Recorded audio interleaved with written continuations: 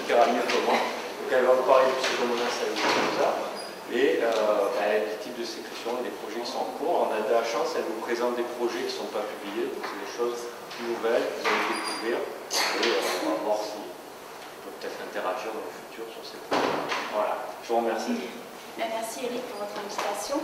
Donc effectivement, je vais commencer par me présenter. Donc moi je m'appelle Sophie Blévès, je suis maître de conférence en fait sur le LIMI, donc c'est la partie enseignement, mais la partie recherche est basée sur le campus de Joseph Héguet, donc c'est un centre uniquement CNRS, et c'est là où finalement je passe le plus clair de mon temps. Donc l'équipe, elle est ici en photo, et puis ils sont tous venus en grand renfort me supporter. Donc l'équipe est dirigée depuis 2008 par Romé Bouillou, suite au départ de notre chef qui s'appelait déjà Londres. Et donc on a repris, Romé a repris l'équipe et on a gardé les thèmes favoris de l'équipe précédente qui était donc la bactérie, Pseudomonas aeruginosa, et on s'intéresse surtout donc, au système de sécrétion, donc sécrétion de protéines par cette bactérie et le lien avec ou ces machineries et ces systèmes, les protéines qui sont sécrétées par ces systèmes dans la pathogénicité de la bactérie. Alors notre équipe est basée dans nous, c'est l'IFR 88 et l'unité dans laquelle on est, c'est donc l'unité qui s'appelle le LIS, le laboratoire d'ingénierie des systèmes macromoléculaires, et qui est dirigé par le professeur James Sturgis. Donc ici les gens de l'équipe que je vais présenter pour certains d'entre eux les travaux, et Steve qui est responsable de la plateforme Hôte Pathogène qui est une plateforme de notre unité du LIS. Alors qu'est-ce que j'ai choisi de vous présenter aujourd'hui? Comme a dit Eric, 3 projets de 3 étudiants qui sont en thèse au laboratoire, et l'idée c'était, puisque c'était pour se présenter notre équipe, de voir les différentes approches qu'on a au laboratoire, parce que comme on l'a dit, on part effectivement, on peut faire de la biochimie, de la bactériologie moléculaire avec beaucoup de biologie moléculaire, et on va jusqu'aux interactions avec les cellules hôtes. Donc la première partie va consister au travail sur des machineries de sécrétion, donc je vais vous en parler après. Elles ont toutes un petit numéro, vous verrez. Et donc sur les derniers travaux qui ont été faits sur la machinerie de sécrétion numéro 2, ce qui a été important, c'est la première fois qu'on a compris comment le substrat, donc les protéines qui vont être sécrétées et libérées dans le milieu extracellulaire par cette machinerie, sont reconnues par la machinerie. C'était une étape, on savait bien qu'elles étaient reconnues, mais quels étaient les acteurs de cette reconnaissance? Jusqu'à présent, ça n'avait pas été découvert et ça l'est maintenant, plus ou moins. Le deuxième point, c'est sur une nouvelle famille de protéines sur laquelle on travaille, qui s'appelle les patatine-like proteins. Donc je vous dirai après de quoi il s'agit. Vu leur nom, vous imaginez bien que c'est le tissu des pommes de terre. En général, ça fait sourire la première fois qu'on les voit, mais ces patatine-like proteins, chez les bactéries, sont impliquées largement dans la virulence. Donc, on est loin de la pomme de terre en définitive, et je vous montrerai donc que c'est une nouvelle famille d'enzymes lipolytiques, donc à activité sur les lipides. La troisième partie, on va repasser sur une machinerie de sécrétion. C'est celle qui a été le plus récemment découverte chez les bactéries à gram négatif, d'où le numéro 6. Et je vais vous montrer donc là plus une approche où on fait d'interaction de Pseudomonas aeruginosa avec des lignées en culture, et donc le rôle de cette machinerie numéro 6 dans les interactions avec les cellules hôtes. Et tout au long de ces 3 axes, je vais essayer de vous faire ressortir, puisqu'il y avait un côté pédagogique, si j'avais bien compris à ces séminaires, le fait que Pseudomonas aeruginosa donc, est un pathogène versatile, et je vais vous montrer qu'en fait il est responsable de 2 types d'infections, et que pour chacun de ces types d'infections, les facteurs de virulence qui sont requis ne sont pas forcément les mêmes. Donc Pseudomonas aeruginosa est une bactérie gram négative. Je crois qu'on travaille beaucoup plus sur les grammes positifs ici. Donc gram négatif, ça veut dire qu'il y a une membrane interne et une deuxième membrane à l'extérieur qui est la membrane externe, et que ça délimite donc un espace, le périplasme, qui contient donc le peptidoglycane. On a eu la chance d'avoir le génome de la première souche, qui est notre souche de référence au laboratoire, qui s'appelle la souche PAO1, en 2000. Et à l'époque, quand cette souche dont le génome a été séquencé, c'était l'un des plus larges génomes bactériens. Alors, je crois que depuis, il a été dépassé. Et avec quand même donc, presque 6000 protéines. potentiel codé par ce génome. Et depuis, c'est ce qui est intéressant, on a d'autres souches de Pseudomonas aeruginosa qui ont d'autres histoires, on va dire, d'autres origines cliniques, qui ont été séquencées depuis, et ça nous permet effectivement d'avoir des approches de post-génomique et de comparer des systèmes qui sont présents des fois dans seulement un génome ou qui sont redondants. Donc on a ces approches-là de post-génomique qui sont très intéressantes à faire. Le problème de cette bactérie, c'est que c'est une bactérie qui présente une plasticité génomique très importante, qui est certainement expliquée par justement ce large génome, et justement donc les comparaisons entre sous nous montrent qu'elle a une capacité d'adaptation selon le lieu où elle a été isolée qui est assez importante. Alors c'est une façon de la bactérie de s'adapter à son environnement, mais pour nous, tous les jours à la paillasse, ça peut être un casse-tête, voire un cauchemar. Donc cette bactérie est un organisme qu'on dit ubiquitaire parce qu'au départ c'est une bactérie d'environnement et plus particulièrement des environnements humides. Donc on va la retrouver dans les sols, plutôt type marécage, dans les eaux. Et le deuxième lieu où on va la retrouver, c'est sur des supports abiotiques et notamment, je vous présenterai dans la dia qui suit, en milieu hospitalier, donc il y a des problèmes avec cette bactérie, puisqu'on peut la retrouver dans les milieux aqueux, dans les conduites d'eau, les rideaux de douche, et l'autre souci, c'est dans des équipements, on va dire, de chirurgie, donc pour des actes invasifs, cette bactérie est capable, je vous le dirai tout à l'heure, de former des biofilms, et si le matériel a mal été stérilisé, c'est une voie d'entrée pour ce pathogène. D'ailleurs, on a l'habitude de dire que c'est dans certains services hospitaliers, on ne peut plus amener de fleurs aux malades quand on va les visiter parce que c'était une façon d'apporter du Pseudomonas dans l'eau dans laquelle tremper les fleurs. Voilà. Alors, la deuxième caractéristique de cette bactérie, c'est qu'elle est capable d'infecter un large spectre d'hôtes qui vont commencer, donc les insectes, la drosophile. Le nématode C. elegans, si je le précise ici, c'est que style de laboratoire, c'est le modèle d'étude de virulence que l'on peut utiliser, et est capable d'injecter des plantes, les animaux, et bien évidemment, ce qui nous intéresse, l'humain.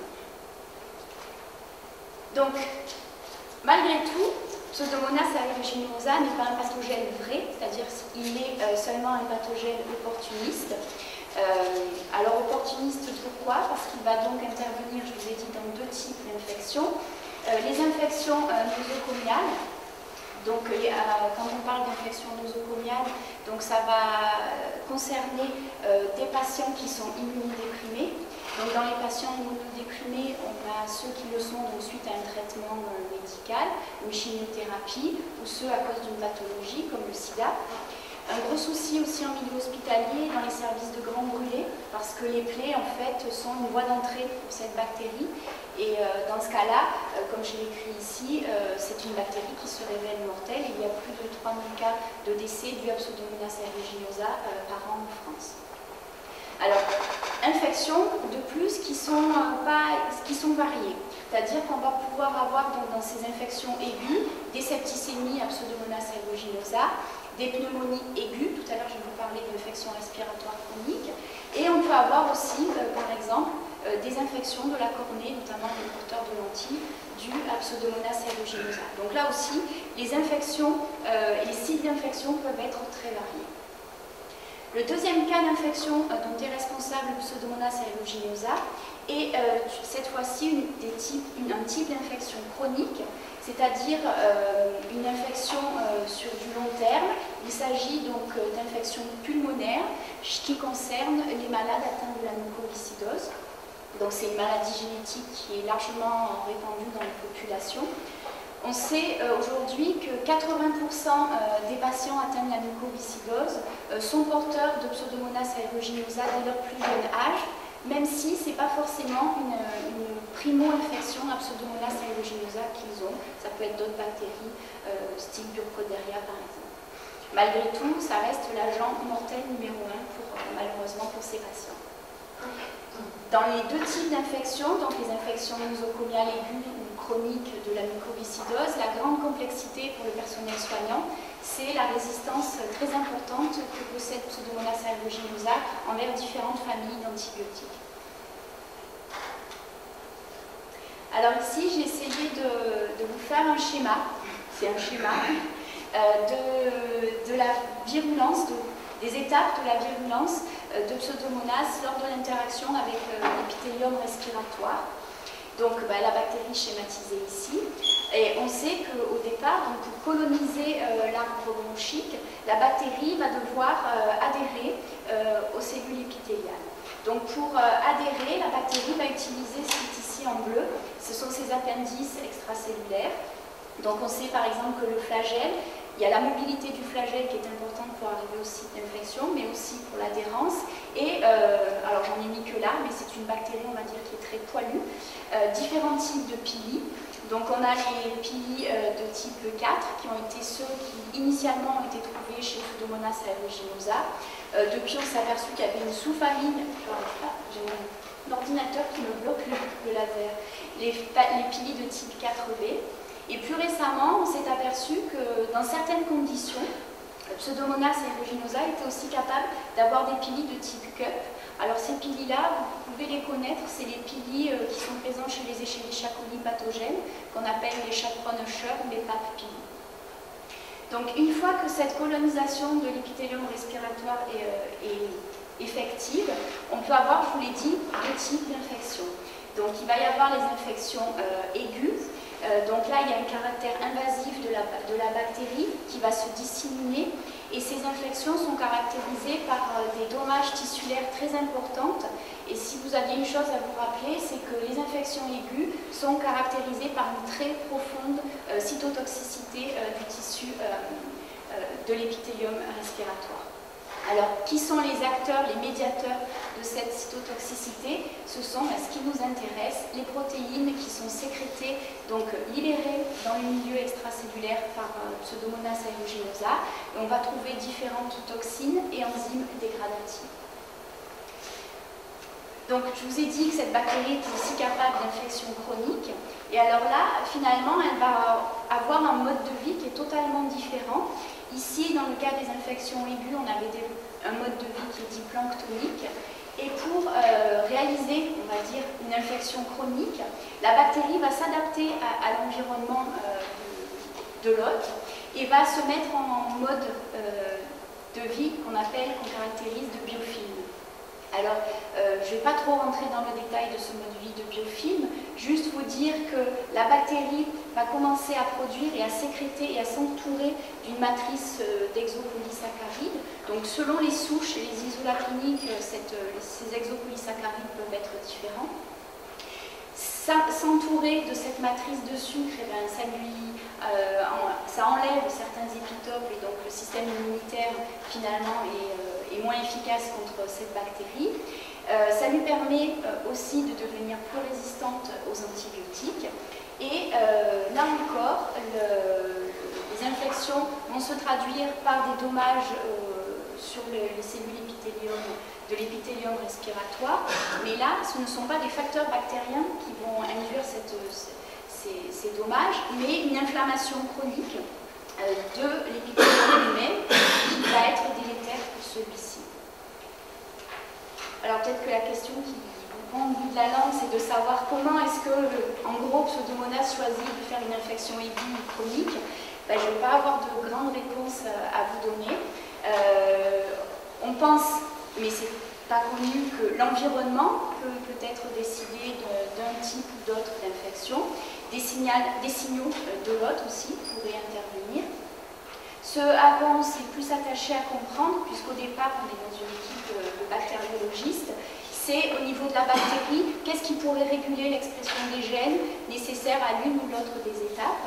Et finalement, on s'est rendu compte qu'il y avait deux mécanismes de régulation qui sont présents chez les bactéries gram-négatives, qui sont le quorum sensing et les systèmes de régulation à deux composants, qui pouvaient agir comme des interrupteurs moléculaires pour décider de l'expression de certains facteurs de virulence au détriment d'autres.